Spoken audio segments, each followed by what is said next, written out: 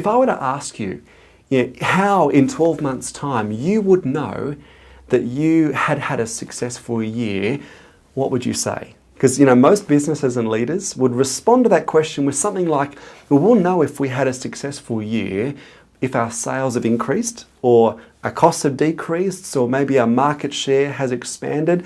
And while all these measures, the tangible measures of business success, what I call a business's audible pulse, while they can be a useful indication of how you're tracking, can I also suggest they are notoriously unreliable, and they're often very, very misleading.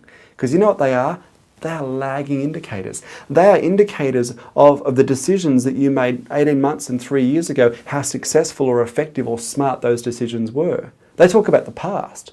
They don't give a very good representation of how things are in the present, particularly that underlying health of your business and brand. I mean, consider the fact that brands like Kodak or Nortel or Borders or Saab Automotive, just a few years ago, those lagging indicator external measures, the audible pulses for most of those businesses looked fine. Everything, they look like the picture of health on the outside.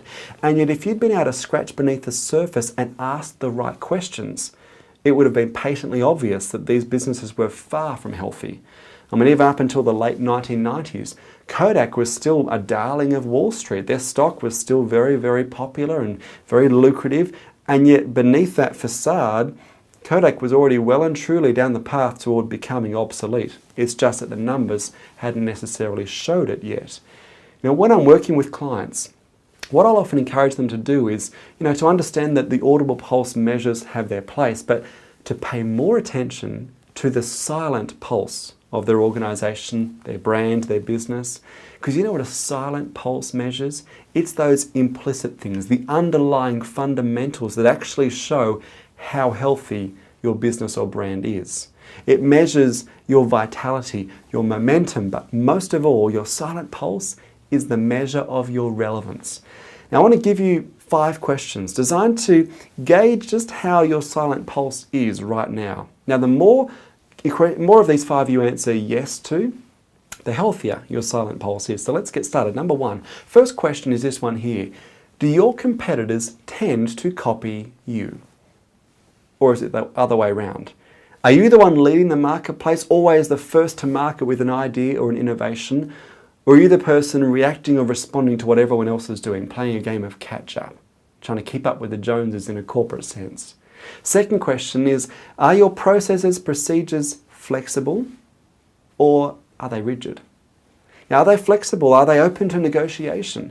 Because in many organizations, the reality is when you try and change things, that's when you realize how rigid or flexible those internal procedures or processes are. Because sometimes you'll run up against something where you try and change a certain way of doing things, and you'll realize that it's a sacred cow that you're dealing with. And you'll know that because the phrase you'll hear is the phrase, you can't do that, because that's the way it's always been done. You can't change it. And of course, it's critical for any organization to stay vital and relevant, to maintain momentum, to keep up with the times, to be willing to sacrifice some of those sacred cows, to get rid of the things that are stuck in the past and are no longer appropriate or effective. The third question is, are you more excited about your future than your past? For instance, when you go to social functions, would you tend to talk more about the milestones and the accomplishments of the past, or are you talking about the drawing board ideas, things coming down the track? What's on the drawing board? Now, fourth question, do you tend to spend more time on strategy or maintenance? Do you spend most of your time putting out fires, dealing with the urgent and the immediate, rather than the important and the strategic? And the fifth question is, and this is a pretty confronting one, in the last week, has one of your direct reports or one of your team members openly disagreed with you? Now, the reason this is so critical is that disagreement, dissenting views, people who see things from a different perspective and have a different viewpoint, those people must feel in an organization they have the permission and the opportunity to speak truth to power, even when that truth is uncomfortable or inconvenient. Now, Peter Drucker once said that no significant decision should be made in business until there has been at least one dissenting view. In other words, the best decisions are not made by consensus, but by discussion and often heated discussion.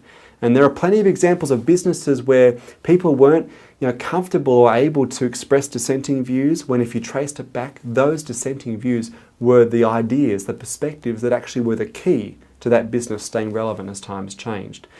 So how did you go? What was your silent pulse? How many of those questions were you able to answer a resounding and authentic and objective yes to? Now, because here's the thing, if you look after your silent pulse, if you make sure the underlying fundamentals of your business or brand are solid, you'll never have to worry about your audible pulse. The silent pulse, if it's healthy, the audible pulse, those lagging indicators, will naturally follow.